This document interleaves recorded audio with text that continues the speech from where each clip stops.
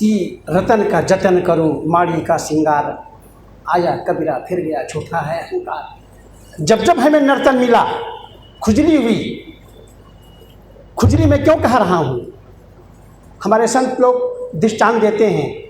एक अंधा था, उसको खुजली की बीमारी थी, किला में घुस गया। शायद वो लखनऊ का भूल भुलैया रहा हो। हम एक बार लखनऊ गए, भूल भुलैया में घुस तो गए लेकिन निकल नहीं पाए। किसी ने कहा महाराज जी आप ज़िंदगी भर घूमते रहोगे भूल भुलैया में, आप निकल नहीं सकते हैं, आपको गाइडर लेना पड़ेगा, आपको एक आदमी लेना पड़ेगा जो घुमाता है। फिर 400 रुपये का हमने उस आदमी को गाइडेंस का पैसा दिया और वो पूरा घुमा करके निकाले।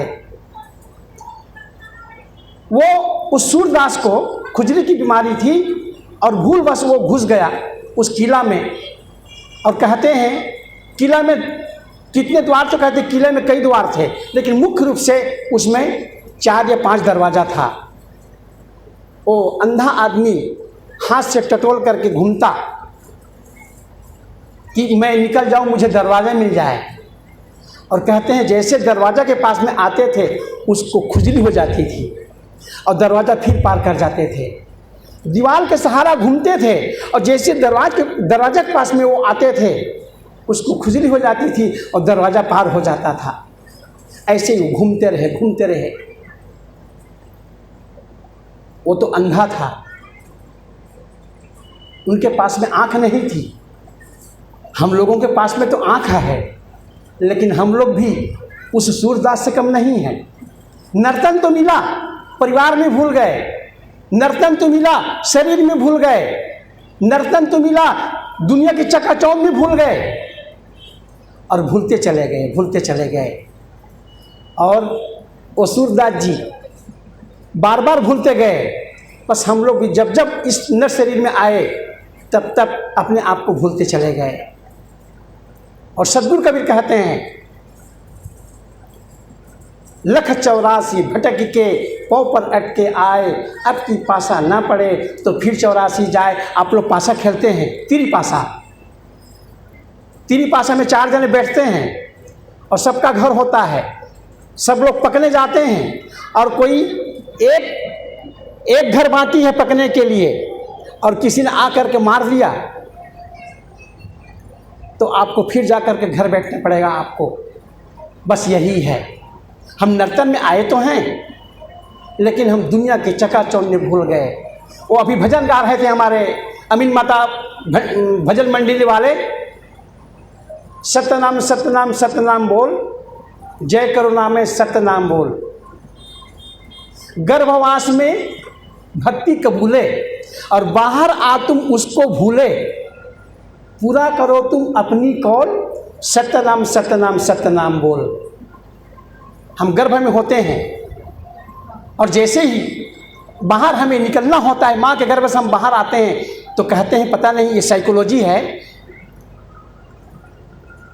भगवान से प्रार्थना करते हैं, सद्गुरु से प्रार्थना करते हैं कि हे भगवान, हे सद्गुरु, हमें गर्भ से आप बाहर निकाल दो, हम आपकी भजन करेंगे।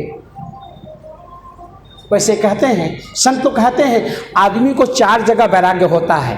4 जगह, सुनते रहिए, बोलो सद्गुरु कबीर साहब की जय। आदमी को 4 जगह वैराग्य होता है। गर्भ माही, गर्भ में 100 के निकट, 100 के पास में जब जाओ, कोई आदमी कोई प्राण त्याग दे तो उसके पास में सब लोग रोते हैं और सब लोगों को हम ही लोग समझाते हैं, माटी ही चोला, माटी ही ना, जियत भर के साथी ही ना, माटी ही चोला, सबको समझाएंगे। लेकिन हमारी जब बारी आती है तो हम अपने आंसू को नहीं रोक पाते। गर्भ माही 100 के निकट कथा सुनत, कथा जब सुनते हैं तो वहाँ पर भी हमें वैराग्य होता है। और रतियंत, जब आदमी संसारिकता में जब उतरता है वहाँ पर भी उसको वैराग्य होता है। 4 जगह ही वैराग्य होता है आदमी को, 5वीं जगह कोई वैराग्य का कोई साधन नहीं है।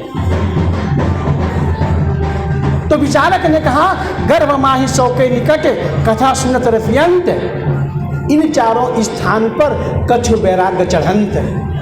कुछ कुछ वैराग्य होता है, टिकाऊ वैराग्य नहीं होता है, स्थायी वैराग्य नहीं होता है।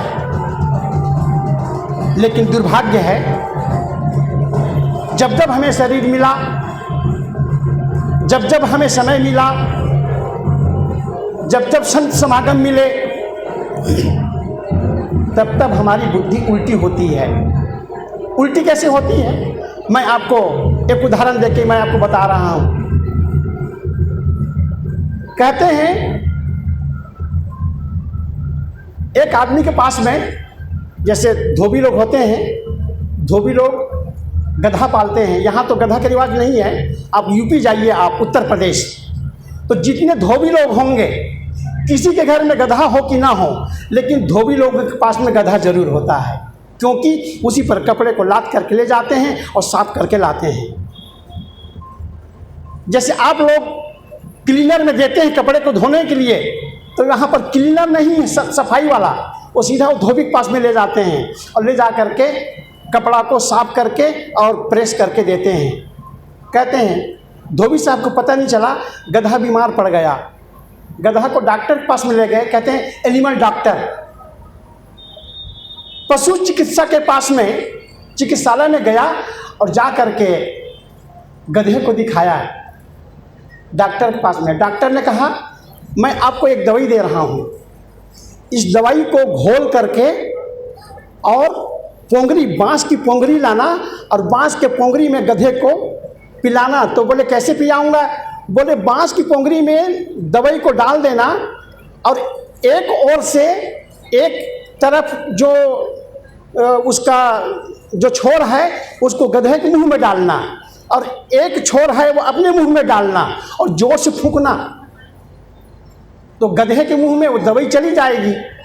और जब दवाई चली जाएगी तो गधे को फायदा होगा और गधा की बीमारी कट जाएगी।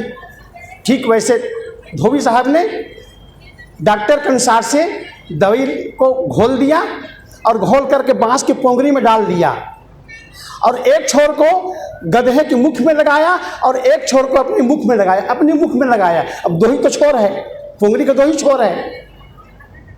जैसे गधे के मुंह में लगाया वैसे कहते हैं गधा ने पहले फूंक मार दिया और सारी दवाई उसके मालिक के पेट में चला गया। अब पेट में जलन होने लगी। मालिक दौड़े दौड़े गधा के डॉक्टर के पास में गया। कहे डॉक्टर साहब ये तो बड़ी विचित्र दशा हो गई। बोले क्या हुआ? बोले आपके कहे अनुसार से मैंने दवाई को घोल करके पोंगरी में भरा और भर करके उसकी मुख में डाला, मेरे मुख में डाला, लेकिन मेरे फूंकने के पहले गधा ने फूंक दिया। बोले गधा क्यों कहते हैं उसको? इसी का नाम गधा है। बोले गधा की दवाई जब तुम्हारे पेट में आ गई है तो तुमको तो जलन होने ही वाली है। अब पता नहीं ये दृष्टांत कहाँ तक सही है, लेकिन हम लोग जरूर गधे हैं। संत ने कहा ये नहीं करना है, नहीं वही करना है। आपको पता होना चाहिए कि उस गधे के मुंह से आपके मुंह से क्या लेना देना है। गधे के मुंह में आप डाल दीजिए और डाल करके आप सीधा गधे को नाक को बंद करके पिला दीजिए। लेकिन गधा से डबल गधा हम लोग बन गए हैं। हम लोग चाहे किसी को दान धर्म की बात हो, चाहे अच्छाई की बात हो, चाहे भजन भक्ति की बात हो, चाहे साधना करने की बात हो, हम लोग संतों का कहा नहीं मानते हैं। हम लोग डॉक्टर का कहा मानते हैं। और जानते हैं डॉक्टर कहेगा तो वो मान लेंगे, लेकिन संत लोग कहेंगे तो हम लोग नहीं मानेंगे। कहते हैं बिल्कुल उल्टा ही काम करते हैं जैसा कि हमें नहीं करना चाहिए, जो नहीं खाना है। अब जानते हैं आवश्यकता, डॉक्टर ने कहा ये आपकी आवश्यकता है, संत ने कहा आपको संतों की आवश्यकता है। तो आप लोग क्या बोले? हमें संतों की आवश्यकता नहीं है। मुझे तो कभी कभी दुख होता है, हमको धन की आवश्यकता है, पत्नी की आवश्यकता है, बच्चे की आवश्यकता है, चारपहिए की आवश्यकता है, दोपहिए की आवश्यकता है, जीने की आवश्यकता है, भौतिक वस्तु की आवश्यकता है, लेकिन संत की आवश्यकता नहीं है। एक किसी जगह वो निकला था, विज्ञापन निकला था, जिनको सुअर पालना है वो आप अमुक अधिकारी से मिलें, मुर्गी पालना हो अमुक आदमी से मिलें, मुर्गी फार्म लगाना हो अमुक आदमी से मिलें। लेकिन आदमी पालना हो, कहीं पर आपको मिलता है विज्ञापन कि आदमी को पालना है अथवा आदमी को बढ़ाना है? हमें सुअर की आवश्यकता है, मुर्गी की आवश्यकता है, अंडे की आवश्यकता है, वो भी नहीं जिंदा नहीं मुर्दा, जिंदा नहीं मुर्दा। पत्नी जिंदा आवश्यकता चाहिए, गुरु जिंदा चाहिए। लेकिन गुरु के मामले में आप लोग समझौता कर जाते हैं, गुरु के मामला में आप लोग कुछ दगा कर जाते हैं। पत्नी जिंदा हो, बेटा जिंदा हो, माँ जिंदा हो, पति जिंदा हो, लेकिन गुरु भर मुर्दा हो। ऐसा मैं क्यों कह रहा हूँ? कभी कभी हम प्रतिमा के सामने, मूर्ति के सामने और फोटो के सामने हम लोग गिड़गिड़ाते हैं। कुछ दिन पहले भजन चला था, जय जय संतोषी माता जय जय ना, पता नहीं वो संतोषी माता है कि नहीं है, लेकिन संतोषी माता का जब फिल्म चला तो आज से नहीं, ये बात तो मैं कह रहा हूँ आज से 25 साल पहले की बात है, ये गाना अभी नहीं बजता तो मान करके चलिए कि वो गांव गांव नहीं है, लेकिन आज वो चीज़ सुनने में नहीं आता है। मेरा कहने का मतलब बस इतना ही है, हमें गुरु भर मुर्दा चाहिए। हमने गुरु को मुर्दा बना दिया है। संत कहते हैं जीवन आपका बहुत अमूल्य है, और जीवन इतना अमूल्य है मुझसे नहीं, अब तुलसीदास से पूछिए। तुलसीदास जी कहते हैं बड़े भाग्य मानुष तन पावा, सुर दुर्लभ सद ग्रंथन गावा, साधन धाम मोक्ष कर द्वारा, पायन जहि परलोक समारा। पूरी रामायण तुलसीदास जी की संतों की महिमा से और गुरु की महिमा से भरी हुई है। संतों की महिमा, गुरु की महिमा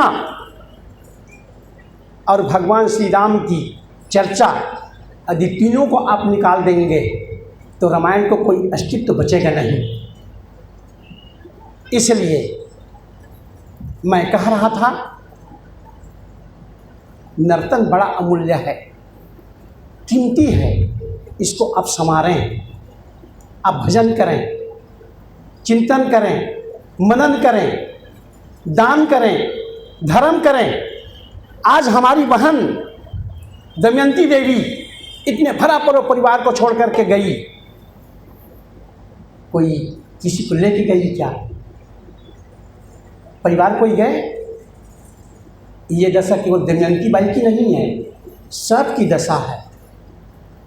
सबको एक दिन छोड़ करके जाना होगा, और मृत्यु है, शाश्वत है, सनातन है। किसी कवि ने कहा all man die because equal in the graveyard. सबको मरना है और सब लोग मरने के लिए आए हैं, लेकिन हम लोग कहते हैं हम जीने के लिए आए हैं। जिए, लेकिन अंतिम रिजल्ट आपको जब मिलेगा तो रिजल्ट आपको जिंदा नहीं मिलेगा, रिजल्ट आपको मुर्दा मिलेगा।